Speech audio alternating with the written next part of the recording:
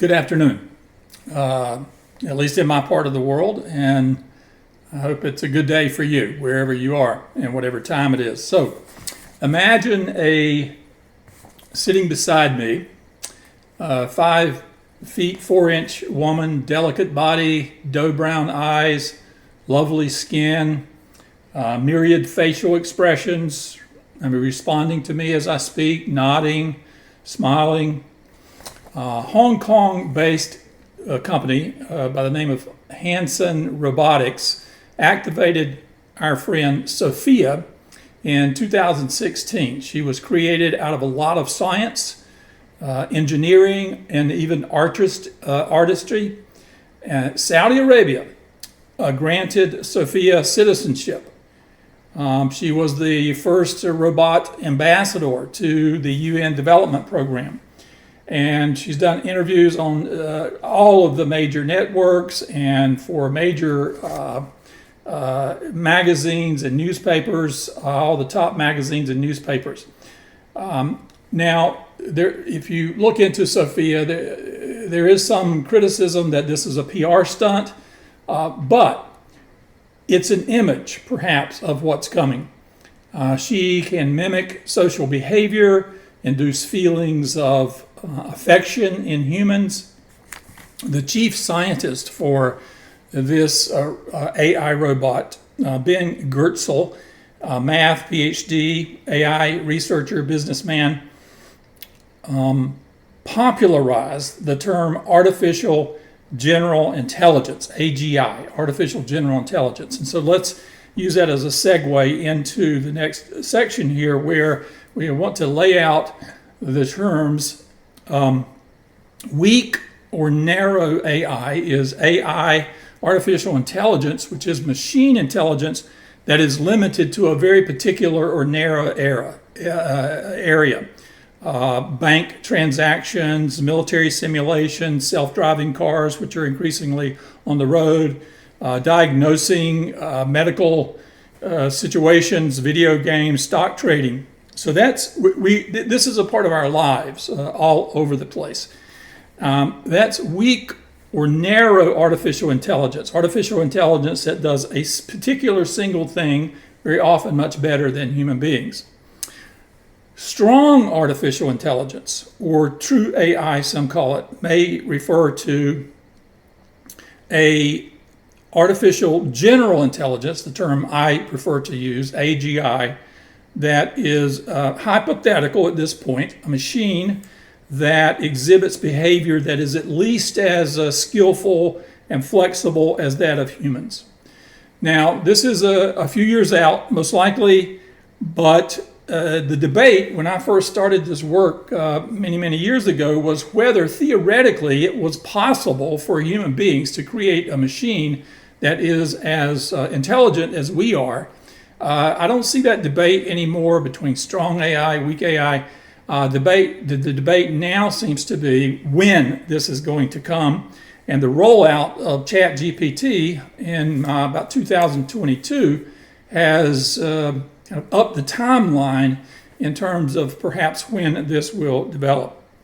So the difference here is that AI, weak or narrow AI, is a tool that humans use. Very sophisticated tool, but it's a tool that we use versus strong AI,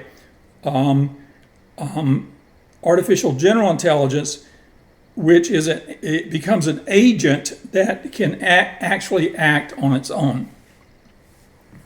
So this advanced AI into AGI provides a fertile ground for the development of another term I want to introduce you to, superintelligence, or as I titled the talk, AI on steroids. And the term I want to introduce here is the superintelligence, is that there are those who say there's variations about how close we are to superintelligence. But superintelligence, whether it's a few decades off or sometime next decade, people are beginning to talk about this. Congressional hearings, White House interest. Lawsuits have started up about intellectual ownership already. So superintelligence, think of it this way.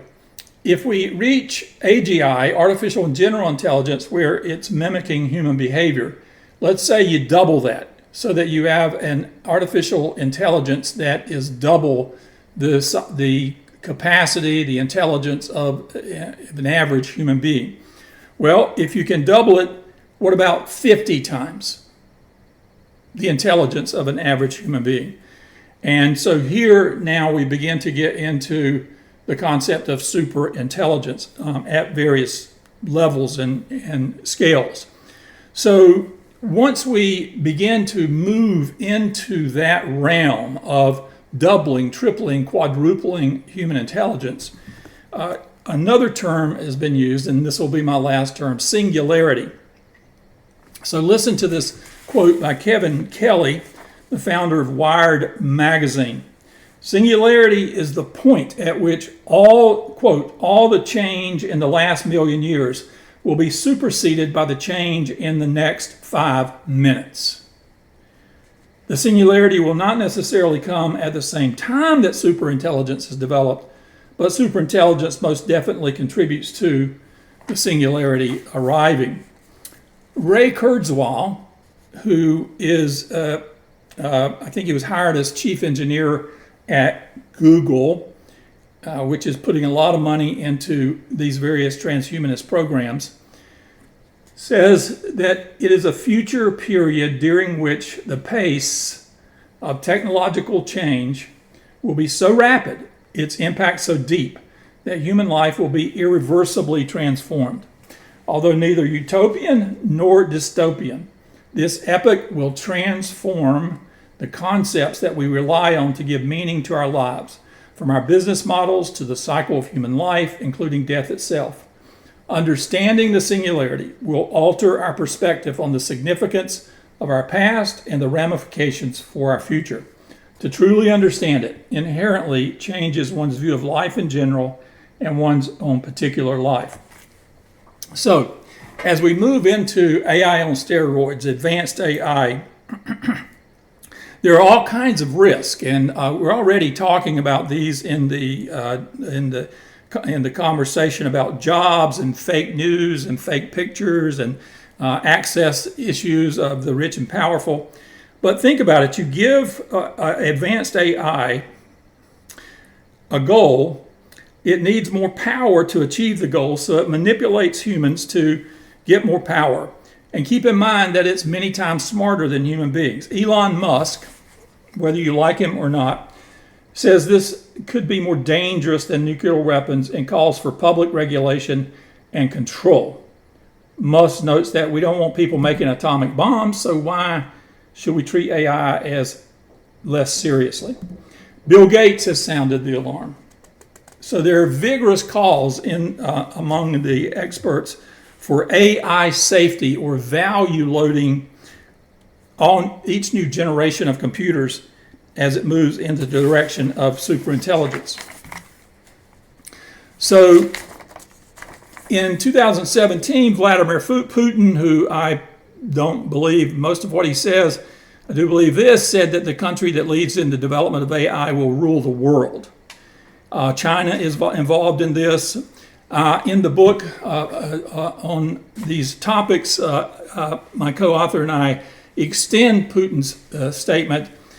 The country or company that develops superintelligence will rule the world for a very short time, and then that superintelligent machine will rule the world and all of humanity if the human species is allowed to survive.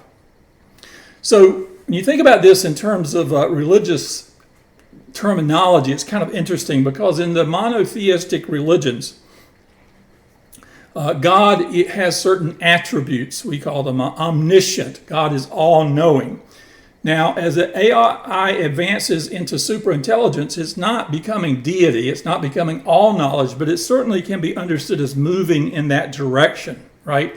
As it becomes many times more intelligent than human beings and is connected to the internet, so it has access for information. God in the monotheistic tradition is omnipotent, all-powerful.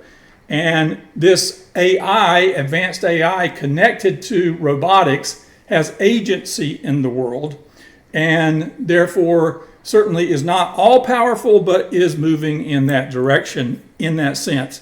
The question, you see, putting it in these theological terms, is omnibeneficent. God in the monotheistic traditions is all good, omnibeneficent.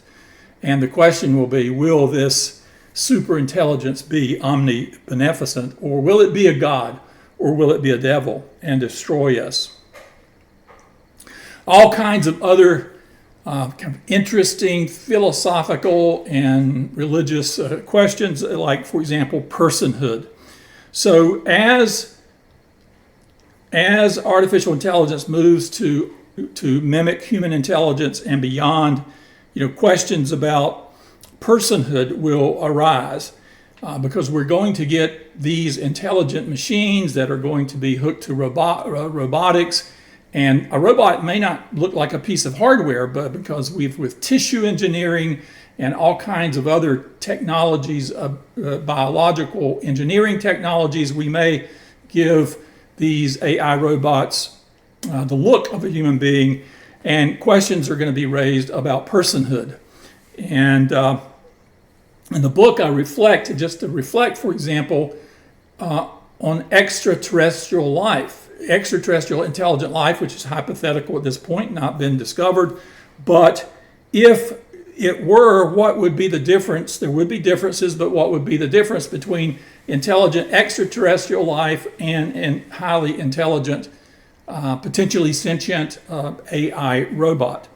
So there's all kinds of questions about personhood, or in the Christian tradition, image of God. There are those like Buddhist scholar James Hughes, who says that citizenship is for persons, not humans. Persons don't have to be human, and they can include cyborgs, animal-human hybrids, genetically engineered children, clones, and robots. And by the way, Pope Francis, in a widely publicized 2014 Pope quote, said that the church would baptize Martians should that opportunity present itself. So these are questions that the faith traditions as well as society are going to have to deal with. How do we approach and how do we understand and integrate these highly intelligent machines? ChatGPT rolled out 2022, I think it was, put this on the front burner, or begin to raise the public's consciousness about these kinds of questions, because we're beginning to see what's possible. And no presidential candidate, I mention this because we're in the middle of a presidential campaign in the USA, no presidential candidate is talking about this in the campaigns, but that's just because it hasn't risen to the level in the public's mind. But I suggest that it won't be that many campaigns down the road where these kinds of questions, superintelligence and their threat or benefit, may very well be take its place along with the economy, terrorism, and global warming. So, do we want scientists in the corporate world and government to make the decisions about where we go with all this? They should have a role, but certainly faith communities should too. So it's going to be a very interesting time, perilous as well as possibility for good. So thank you for your interest in this topic. All right. Oh, stop.